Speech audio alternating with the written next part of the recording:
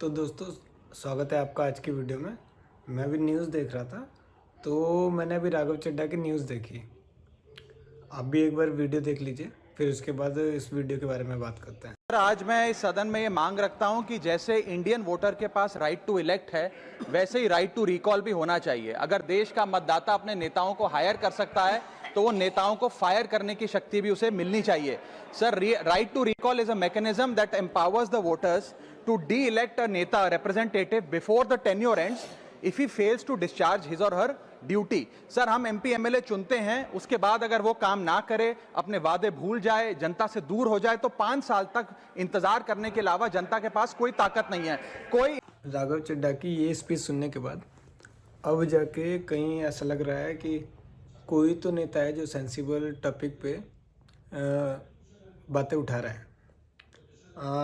उनका कहना बिल्कुल सही है मेरे हिसाब से। मैं एज ए यूथ इस चीज़ को एग्री करता हूँ कि अगर मेरे पास राइट टू इलेक्ट के राइट है, अगर मैं इलेक्ट कर सकता हूँ, तो मैं राइट टू रिकॉल करने का भी ऑप्शन हमारे पास होना चाहिए।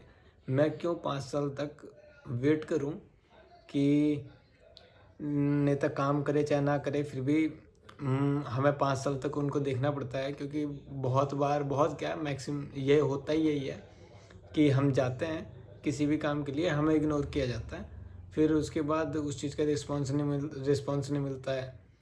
ठीक है। और ये पूरी स्पीच इनकी सुनने के बाद ये तो समझ में आ रहा है कि जब हमारे पास इन सारी चीज़ों के ऑप्शन है कि हम राष्ट्रपति को हटा सकते हैं, हम उपराष्ट्रपति को, हम नहीं मतलब पार्लियामेंट में हटाया जा सकता है इलेक्ट करके, रिकॉल करके, और गवर्नमेंट भी हटाई जा सकती है नो कॉन्फिडेंस मोशन के थ्रू। तो ये भी ऑप्शन होना चाहिए। पर अभी देख के बहुत ज़्यादा अच्छा लग रहा है कि राघव चड्ढा जो हैं एमपी हैं राजेंद्र नगर से, और वो बिल्कुल सेंसिबल टॉपिक पे मुद्दे उठा रहे हैं कि जैसे डिजिटल क्रिएटर और एयरपोर्ट पे फूड प्राइस जो बहुत ज़्यादा है, वो एयरलाइंस जो डिले हो जाती है, तो डिले होने के इतने महंगे चार्जेस तो कस्टमर पे नहीं करता है। फिर 10 मिनट डिलीवरी। अभी 2 नवंबर रात को 11 बजे दिल्ली के बहरा इनक्लेव बीकानेर चौक पे वहाँ एक्सीडेंट हुआ ब्लिंकिट बॉय का मेरे सामने।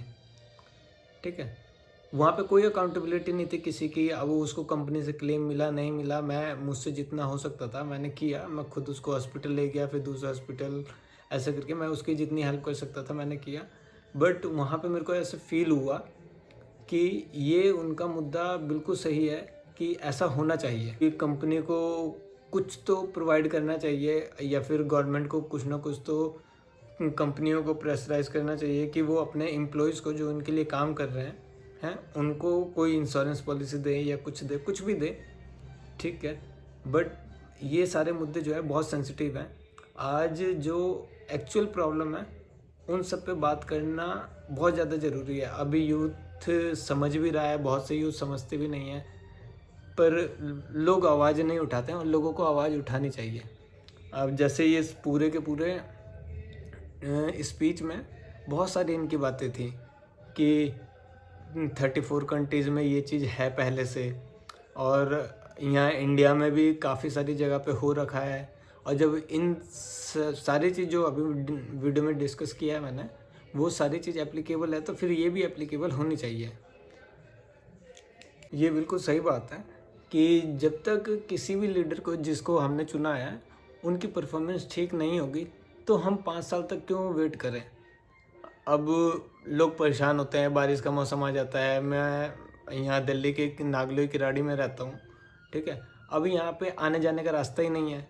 अब हम किससे जाए बोलने के लिए। हम चीज़ों में इसमें प्रॉब्लम होती है कि लोग पानी में फंसे हुए हैं। इवन आज भी वहाँ पे रोड पे चलने का रास्ता नहीं है, बहुत जाम है, और पूरी की पूरी सड़कें टूटी हुई है। कोई अकाउंटेबिलिटी नहीं है किसी की कि किसको जाके बोले, किसको ना नहीं बोले।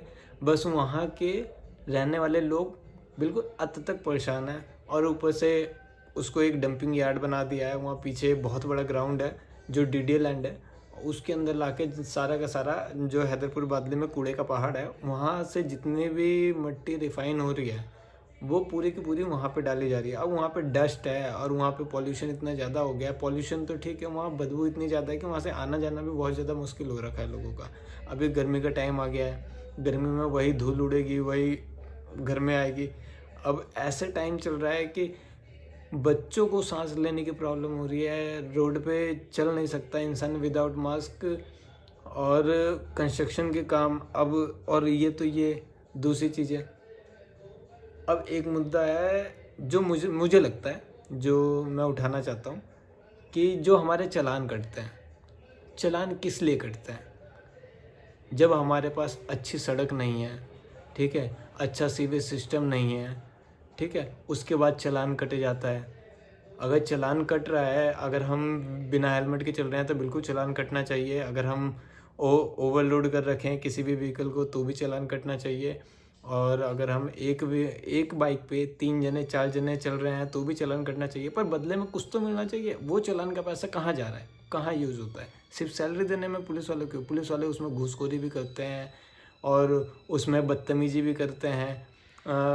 बहुत लोग जो हैं इन सारी चीज़ों को झेलते हैं। क्यों झेलते हैं?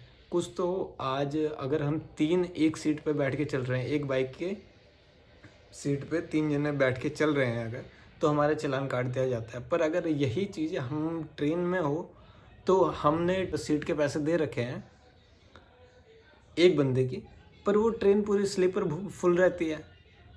एक बोगी में जहाँ पे 70 से 72 सीट उठती है, उस बोगी में ऑलमोस्ट 300-400 लोग जाते हैं। क्यों जाते हैं? फिर वहाँ पे गवर्नमेंट को पैसे देने चाहिए ना।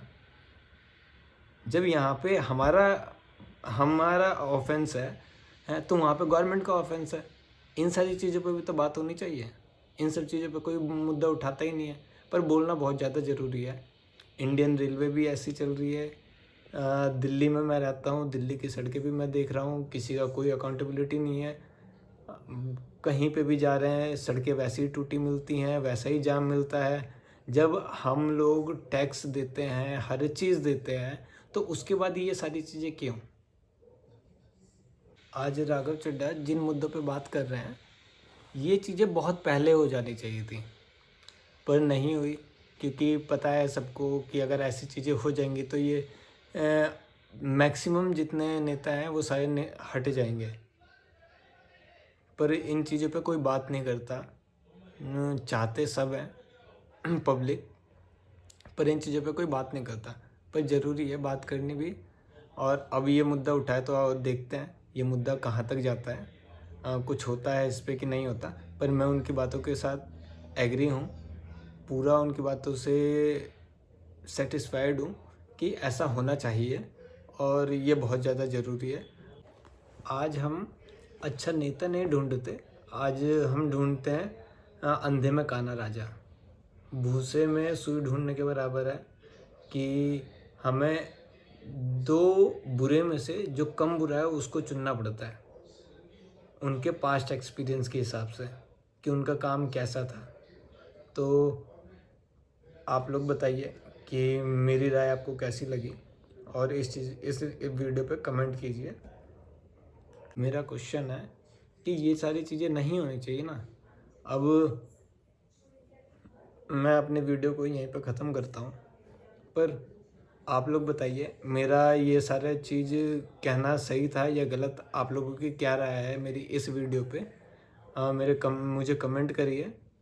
अगर आपको मेरी वीडियो अच्छी लगी हो तो लाइक, सब्सक्राइब एंड शेयर कीजिए।